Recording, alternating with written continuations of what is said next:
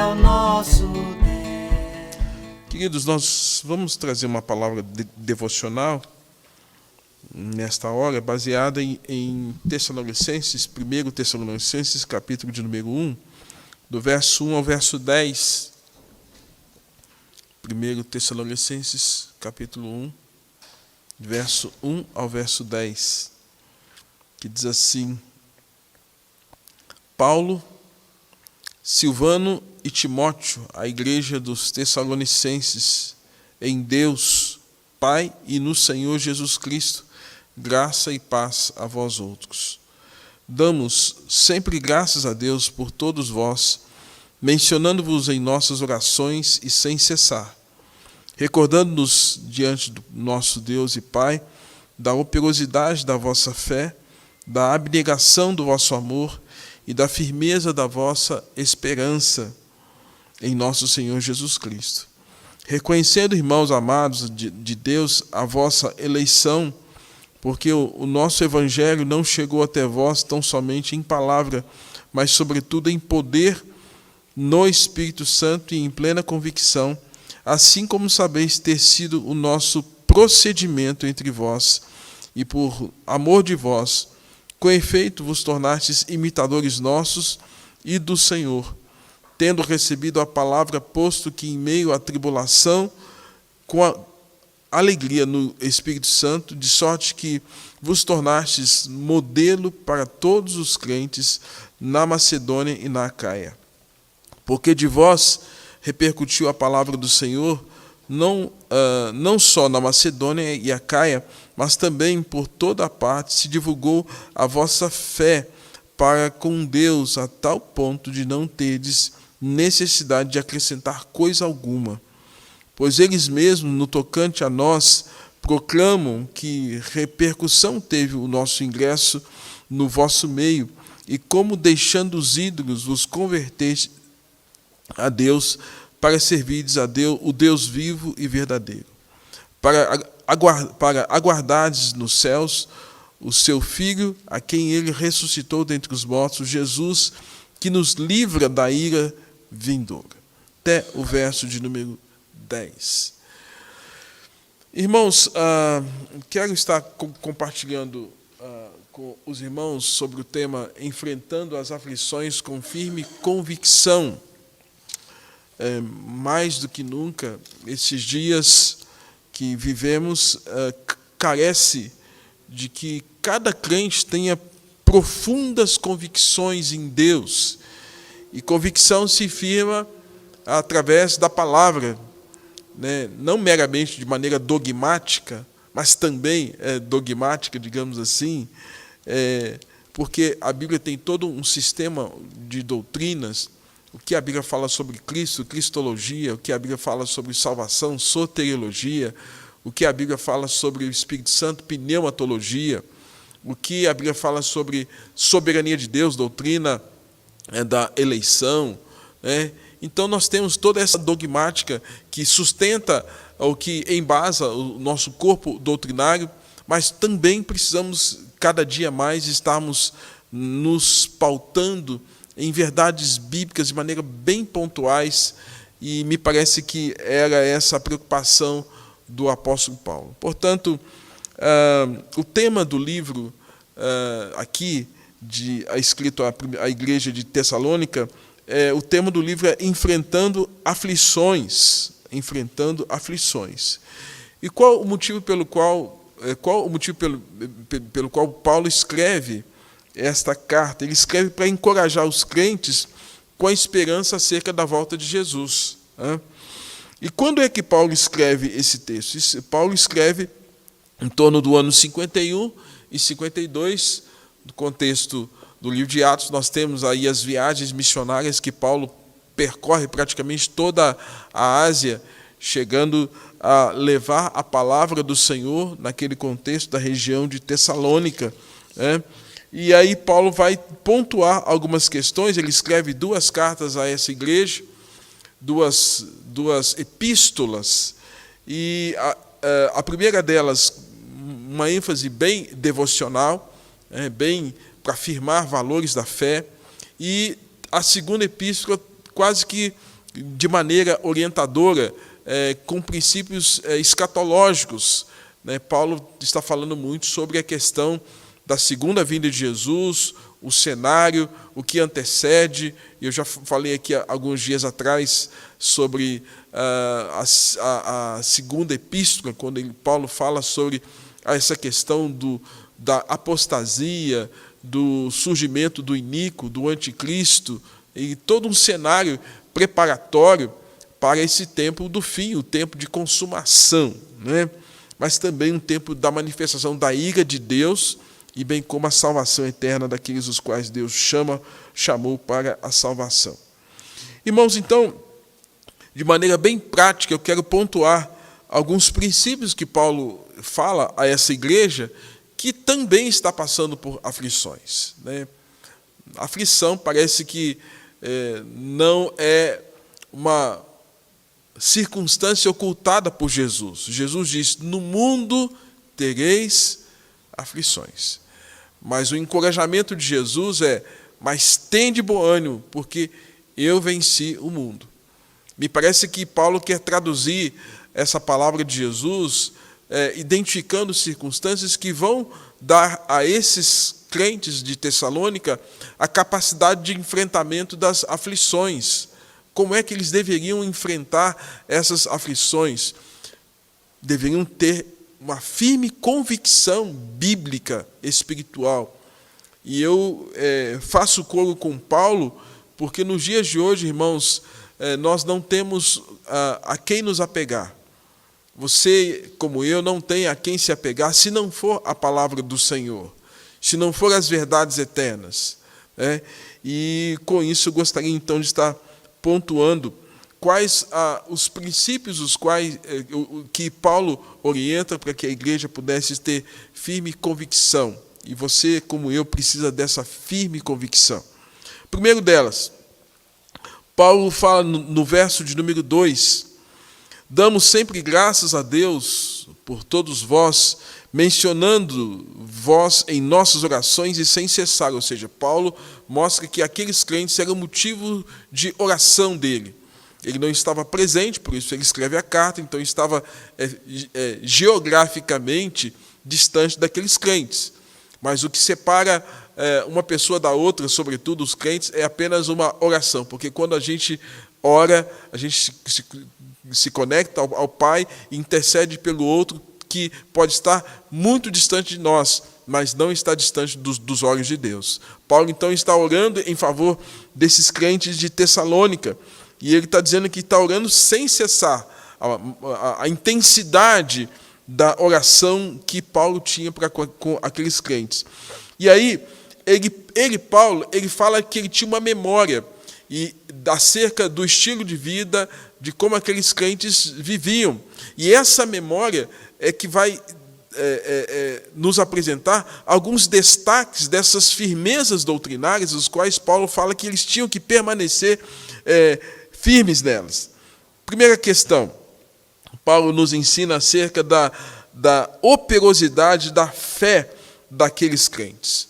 Operosidade da fé. A Bíblia nos ensina que sem fé é impossível agradar a Deus. Romanos capítulo 1, verso 16, a palavra do Senhor nos ensina o quanto o justo viverá pela fé. E o desafio que você tem, como eu, nesses dias, é ter essa convicção profunda de Hebreus capítulo 1, a convicção de coisas que se esperam em fatos que nós, coisas que esperam de fatos que nós não vemos. E a Bíblia nos ensina, portanto, que a nossa fé está pautada não em cima de um salto no escuro, um pulo no vazio, mas a nossa fé está baseada naquilo que as Escrituras nos ensinam. E Paulo, então, está reforçando a igreja de Tessalônica o quanto eles deveriam manter a operosidade da fé. Amados, a nossa fé ela é exposta a circunstâncias de provação. A nossa fé é exposta a circunstâncias de tribulação. E a nossa fé também é exposta a circunstâncias, inclusive, de tentação.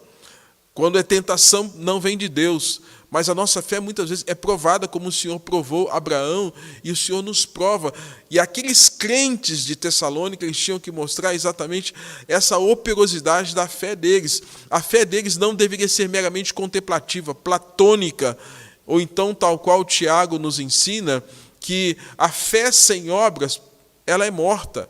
Se eu não traduzir a minha fé em algo dinâmico, embora nós saibamos, irmãos, que a fé é dom de Deus, mas Paulo fala o quanto aqueles crentes precisavam manter uma convicção firme diante das aflições com uma fé operante. O meu desejo é que você, membro do Vale, você que tem nos acompanhado através das transmissões, das mensagens, tenha essa fé operante. Se não tem, peça a Deus. Fale com o Senhor: Senhor, eu preciso ser alguém mais firme na minha fé, como nós cantamos, né? Firme nas promessas, firme na palavra do nosso Senhor e Salvador. Segundo, Paulo fala que aqueles crentes precisavam ter uma atitude de abnegação de amor. Abnegação, né? Verso de número 3, ele fala da operosidade da fé e fala da abnegação do amor. Irmãos, como nós nos dias de hoje precisamos desse princípio, e como aquilo foi reforçado pelo apóstolo Paulo à igreja de Tessalônica, como nós hoje carecemos de ser pessoas mais amorosas. Certamente você viu e deve ter acompanhado nos noticiários o fato de um entregador de pizza que demorou um pouquinho mais para entregar a pizza num condomínio a um certo indivíduo, e aquele indivíduo tratou de forma tão grotesca, tão violenta, tão desumana, mostrando para ele a superioridade de bens, a superioridade de cor, como se isso fosse alguma coisa.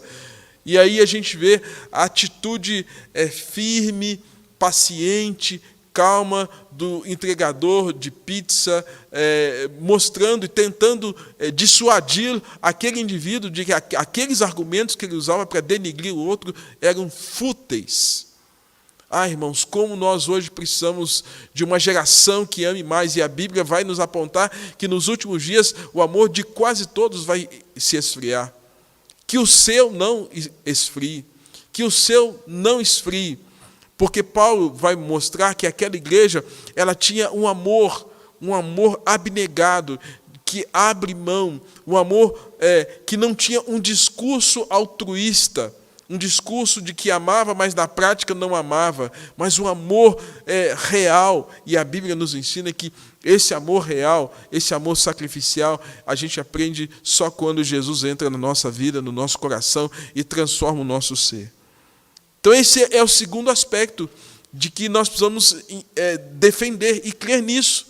Nós somos chamados para ter uma fé operante, um amor sacrificial, onde nós abrimos mão, muitas vezes até de nossas questões para suprir o outro, para cuidar do outro.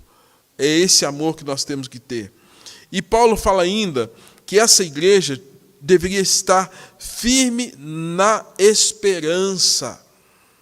Firme na esperança, firmeza na esperança, uma convicção acerca da esperança. Quando nós cantamos o cântico, porque Ele vive, eu posso crer no amanhã, é porque nós cremos na vitória de Cristo sobre o pecado, de Cristo sobre a morte, de Cristo sobre toda a investida de Satanás contra Ele na tentativa de tirar do foco e levar Cristo ao pecado. A vitória de Cristo, portanto, se torna a nossa vitória. Então, quando nós cremos no poder de Cristo, no poder da ressurreição, no poder do nosso Senhor, que é soberano, que é Rei dos Reis, nós podemos crer de que o amanhã vai ser melhor do que hoje. Hoje, certamente, o cenário não é nada favorável, nada interessante, nada aprazível para nenhum de nós. As aflições estão aí, os cercos estão aí, as dificuldades estão aí, mas Paulo nos mostra que naquele contexto, a despeito de perseguição ao cristianismo, ao evangelho, a despeito daqueles crentes passarem por momentos difíceis, ele está encorajando a terem esperança. E o meu desejo é que você tenha esperança. A palavra nos ensina isso. Isso não vem da minha boca, isso vem da palavra de Deus. E a palavra de Deus é viva, ela é poderosa, tal qual o Salmo diz. A palavra do Senhor quebra os cedros, despedaça a lança. A palavra do Senhor é assim. E essa palavra está dizendo que nós podemos ter essa esperança. E a esperança no Senhor Jesus não é na política, não é nos homens, não é em sistema, mas a esperança no Senhor é o que Paulo está nos ensinando aqui.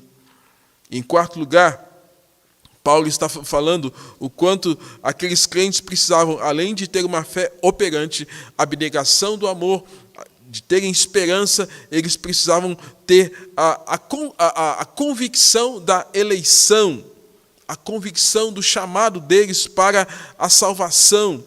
No domingo passado, quem acompanhou a nossa fala aqui pela manhã e à noite, falei sobre Efésios capítulo de número 1, que Deus é Pai de nosso Senhor Jesus Cristo, e Ele nos predestinou, nos escolheu para sermos santos e irrepreensíveis. E depois, lá na epístola de Pedro, o apóstolo Pedro, ele vai falar de como nós precisamos confirmar a nossa eleição e a nossa vocação. Confirmar eleição, irmãos, tem a ver com traduzir de maneira vívida, prática, aquilo que a palavra de Deus nos ensina de como deve ser o proceder de um crente. Eu sempre falo que, às vezes, algumas pessoas elas têm uma distorção absurda da doutrina da eleição, porque eles acham que, uma vez que eles estão eleitos, eles podem fazer qualquer coisa, porque eles estão eleitos. Amados, isso aí é uma grande distorção, porque Paulo vai nos ensinar, em Romanos, capítulo 6, como haveremos de pecar, nós que para o pecado morremos. Isso é um abusar da graça de Deus. É um grande erro, é um grande engano a gente pensar assim. E Paulo está falando que a igreja de Tessalônica, ela tinha que ter essa convicção do chamado, da eleição. E a epístola de Pedro vai nos ensinar que o Senhor nos escolheu para sermos nação santa, sacerdócio real, um povo de propriedade exclusiva de Deus. Que o Senhor nos escolheu para isso, nos escolheu com esse fim. Então você, que é crente do século 21, vivendo agora em plena pandemia, mês de agosto, passando às vezes alguns reveses na saúde, trabalho, família, dificuldades internas e externas, olha, tenha esperança e tenha a convicção do chamamento de Deus para com a sua vida. E esse chamamento de Deus, irmãos, tem a ver com a obra do Espírito Santo e não uma mera convicção humana, porque o apóstolo Paulo vai falar em Romanos que o próprio Espírito, ele testifica com o nosso Espírito que nós somos filhos de Deus. Então, não é lavagem cerebral, mas é confiança na palavra e uma testificação e um testemunho do Espírito de Deus que nós pertencemos a Deus, que nós não pertencemos ao mundo, que nós não somos subservientes à carne, que nós não somos mais escravos de Satanás, mas não somos mais filhos da ira, mas agora somos filhos de Deus, eleitos, salvos, separados. Quarta orientação que a gente tem, portanto, é essa. Uma quinta orientação que nós podemos aprender acerca da palavra de Deus, primeiro, acerca da operosidade da fé, segundo, a abnegação do amor, firmeza nessa esperança, confirmação da nossa eleição, e a quinta é o recebimento de um evangelho poderoso, que é o que o apóstolo Paulo vai nos ensinar no verso 5. Quando ele diz assim: porque o nosso evangelho não chegou até vós tão somente em palavra, mas em poder no Espírito Santo e em plena convicção, assim como sabeis ter sido o nosso procedimento entre vós e por amor de vós. O que Paulo está querendo mostrar com isso, irmãos? É sabido que o Evangelho sempre trouxe um certo incômodo para as pessoas. Desde que o mundo é mundo, a palavra de Deus sempre trouxe um incômodo. A palavra de Deus sempre trouxe um desconforto, porque ela aponta as nossas fraquezas, ela aponta os nossos erros, ela aponta os nossos pecados, ela aponta as nossas deficiências, né? A palavra de Deus sempre vai colocar o homem contra a parede. Mas também vai sempre colocar diante desse homem a oportunidade de salvação, de redenção.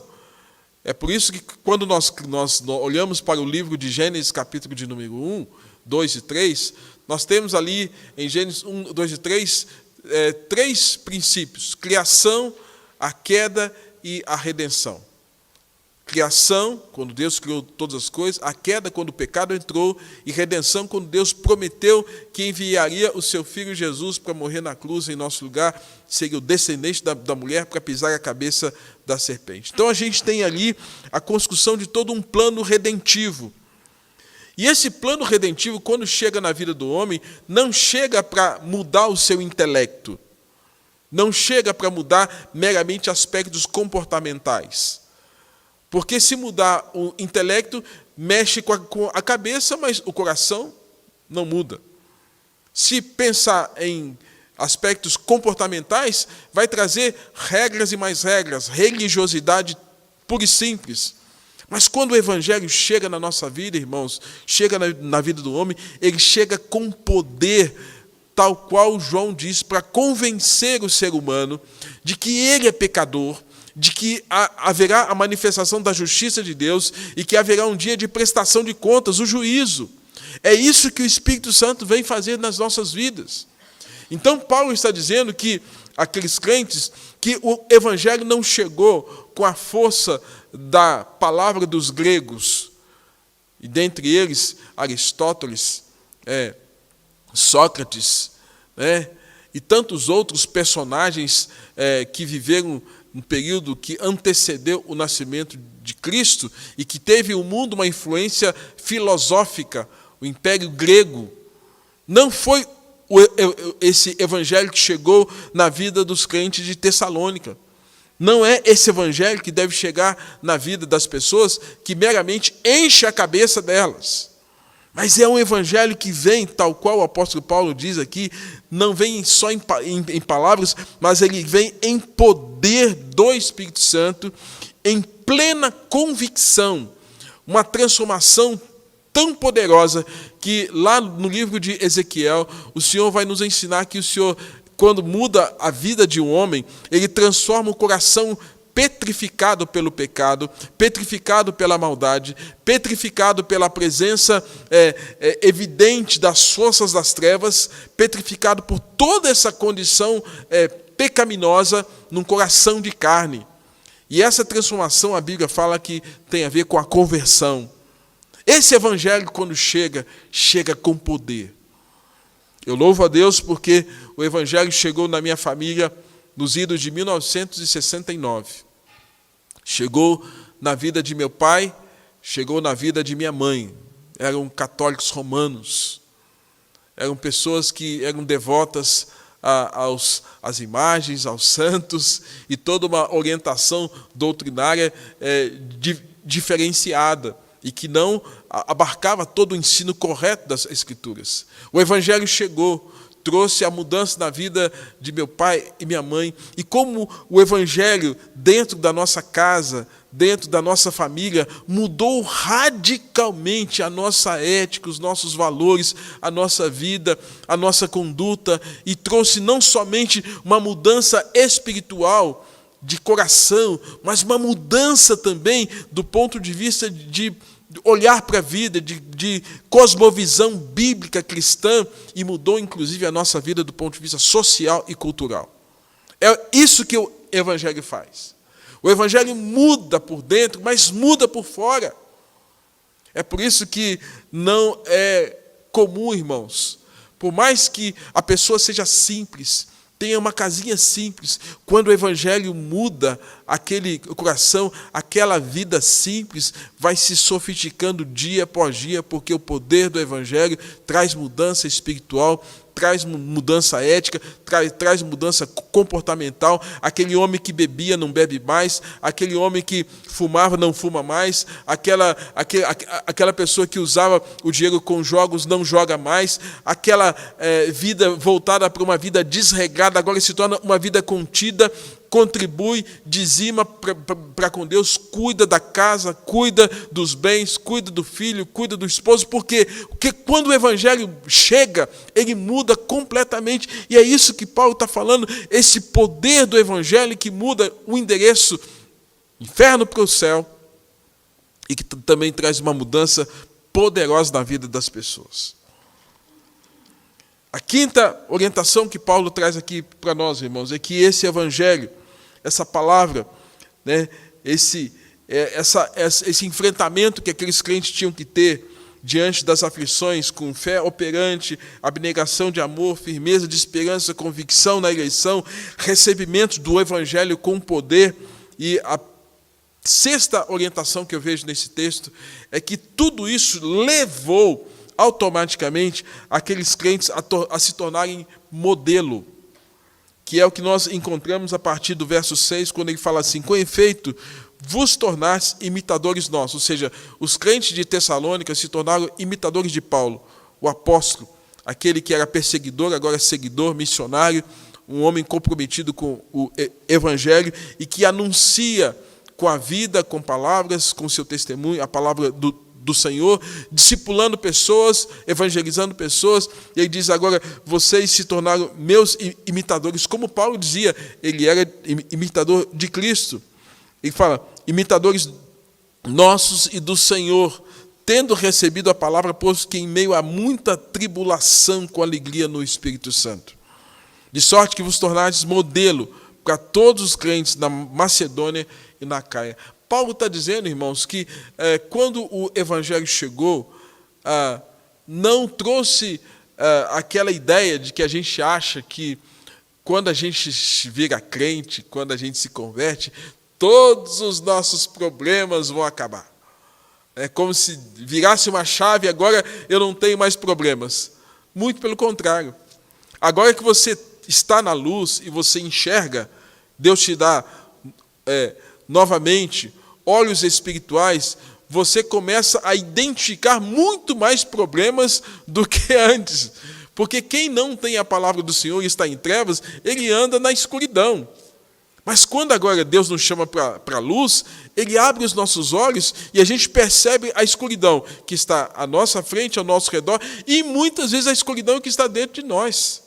E os conflitos, e as tribulações, e as dificuldades. E me parece que não foi diferente em relação à igreja de Tessalônica. Aqueles crentes haviam se convertido, e agora eles estavam diante de todo esse cenário de dificuldade, mas a despeito disso, Paulo vai dizer que eles se tornaram modelo para todos os crentes. E ele cita 2 lugares que foram influenciados pelo testemunho da igreja de Tessalônica. Foi Macedônia e Acaia. Macedônia é a Grécia. Acaia também tem a ver com um contexto próximo à região da Grécia. Então Paulo está dizendo assim: olha, como vocês estão vivendo o evangelho, quem está na Grécia está olhando para vocês e está ficando impactado. Irmãos, tomara Deus que as pessoas estejam vendo, a despeito de tribulações, de aflições, de pandemia, de Covid, de desemprego, de perseguições, a despeito de tudo isso, que as pessoas estejam vendo em nós, os crentes, os membros do corpo de Cristo, que nós somos diferentes. Tomara, Deus, que as pessoas vejam em nós até um modelo a ser seguido.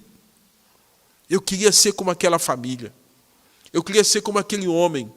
Eu queria ser como aquele jovem. Eu queria ser como aquele adolescente. Eu queria ser como eles, porque eles têm um negócio diferente. Eles têm um estilo de vida diferente. Eu queria tanto que meu filho fosse como aqueles jovens crentes, aquele casal crente, aquela mulher crente, aquele ancião crente. É exatamente isso que Paulo está dizendo que estava acontecendo na igreja de Tessalônica. Ou seja, lá na Grécia, estavam vendo o testemunho daqueles crentes. Hoje eu louvo a Deus pela vida da igreja coreana. Eu tive a oportunidade de conhecer a igreja da Coreia. E também tive a oportunidade de conhecer a igreja da África. Uma extremamente rica, próspera, prosperidade, riqueza, algo assim tremendo, uma cultura, uma ética, e foi interessante quando estive na Coreia, olha só como os valores são distintos. O presidente da República tinha um filho, e o filho estava envolvido num processo de licitação de uma empresa, e o filho havia usurpado determinado valor. O presidente, ele era presbítero em uma das nossas igrejas presbiterianas da Coreia. E quando a parte pública descobriu que havia essa dificuldade, o que o presidente fez? Ele não ocultou, ele foi lá, pegou o filho e chegou para as autoridades e disse: olha, aqui está meu filho, julguem meu filho e tratem do meu filho. Ele entregou o próprio filho. Gente, isso é uma ética tremenda. Olha só, o Evangelho fazendo com que o que é certo, o que é errado. Por quê? Por conta da palavra do Senhor. Irmãos, e tenho outras histórias, as quais poderia estar citando aqui, de modelo, de gente que é modelo de vida cristã, de testemunho cristão, e a igreja de Tessalônica era assim, e Paulo está recomendando a eles permanecerem nesse comportamento. E ele fala, verso 8, porque de vós repercutiu a palavra do Senhor não só na Macedônia e Acaia, mas também por toda a parte divulgou a vossa fé para com Deus, a tal ponto de não termos necessidade de acrescentar coisa alguma. Olha só, Paulo falando, olha, o evangelho que vocês vivem está certinho. Eu, Paulo, não vou falar mais nada, porque vocês estão vivendo exatamente isso.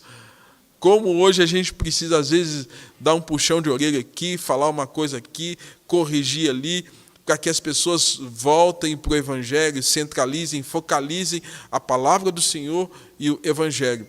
E, às vezes, as pessoas estão desviando de princípios, de valores, e quando você orienta, muitas vezes elas não querem receber a orientação. E Paulo está dizendo, o que vocês vivem, igreja de Tessalônica, eu não preciso acrescentar absolutamente nada, porque a maneira como vocês vivem o Evangelho repercutiu em toda a Macedônia e toda a Acaia, e toda a região viu o procedimento de fé que vocês têm tido. Então, repito, operosidade da fé, abnegação do amor, firmeza na esperança, convicção na eleição, recebimento do Evangelho com poder do Espírito Santo, tornarem-se modelo do Evangelho. E aí vem também o sétimo princípio aqui que nós podemos identificar. Uma conversão verdadeira.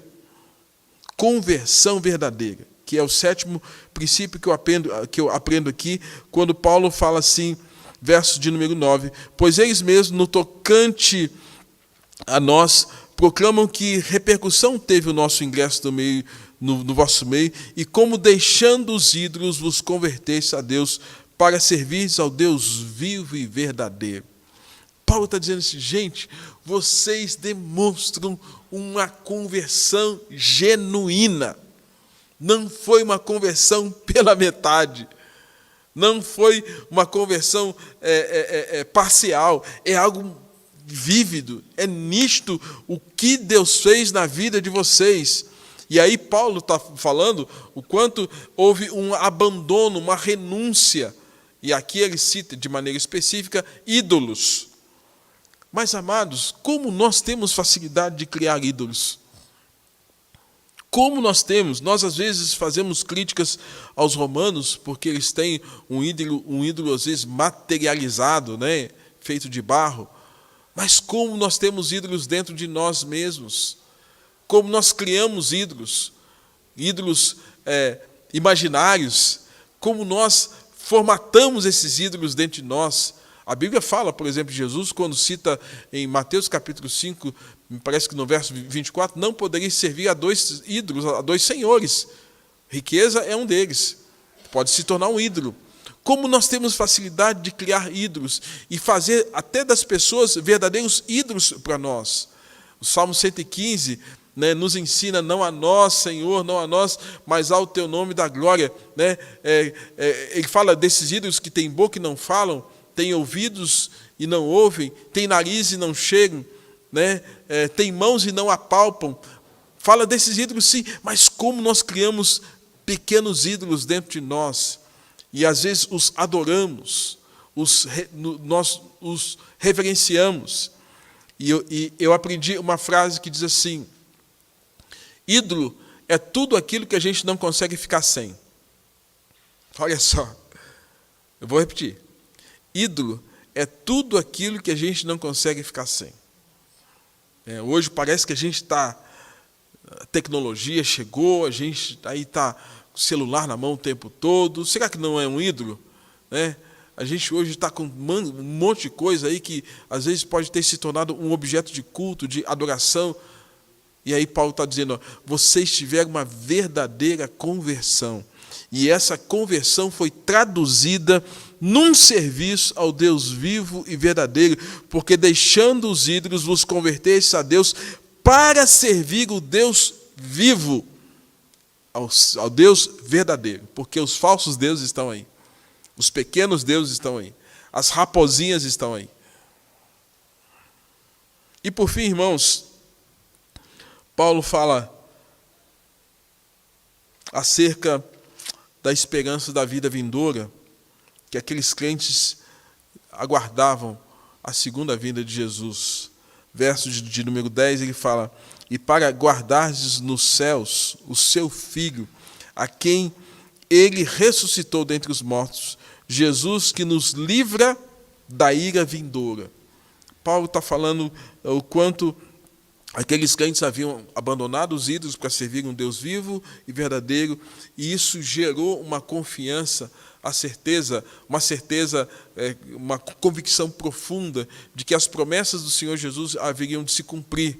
E tal qual Atos capítulo 1, verso 8, fala que os varões disseram aos discípulos que estavam ali, olha, da mesma forma que vocês estão vendo Jesus subir, ele vai descer. Apocalipse 1:8 fala assim: eis que ele vem sobre as nuvens e todo olho o verá. Nós temos essa promessa, nós temos essa palavra, e aqueles crentes tinham que guardar essa confiança, guardar essa promessa, guardar essa certeza, e para guardar dos céus, para aguardar dos céus o seu Filho, a quem ele ressuscitou dentre os mortos, Jesus que nos livra da ira vindoura. Então, ele já nos livrou da ira vindoura, lembrando que João fala assim, todo aquele que crê já está salvo, mas todo aquele que não crê já está debaixo de condenação. Então o Senhor já nos livrou da ira vindoura. Agora nós aguardamos como essa noiva, aguardando o dia do encontro com o seu noivo, aguardando a volta de Jesus. E essa volta de Jesus, irmãos, vai ser uma contemplação absurdamente gloriosa, absurdamente poderosa, onde o Senhor vai ajuntar dos quatro cantos da terra aqueles que são seus, onde os mortos de todas as gerações, de todas as épocas, ressuscitarão, e nós, os vivos, seremos transformados e estaremos eternamente desfrutando, não da ira, mas da salvação em Cristo Jesus. Essa é a certeza do crente, essa é a convicção, essa é a esperança que nós temos.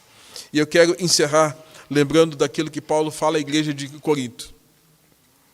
Nem olhos viram, nem ouvidos ouviram, nem jamais penetrou em coração humano o que Deus tem preparado para aqueles que o amam. Que nós estejamos vivendo na perspectiva dessa esperança, que esses princípios sejam presentes na nossa vida, e que a despeito de aflições e dificuldades que nós tenhamos, nós estejamos aqui na presença do nosso Deus. Amém?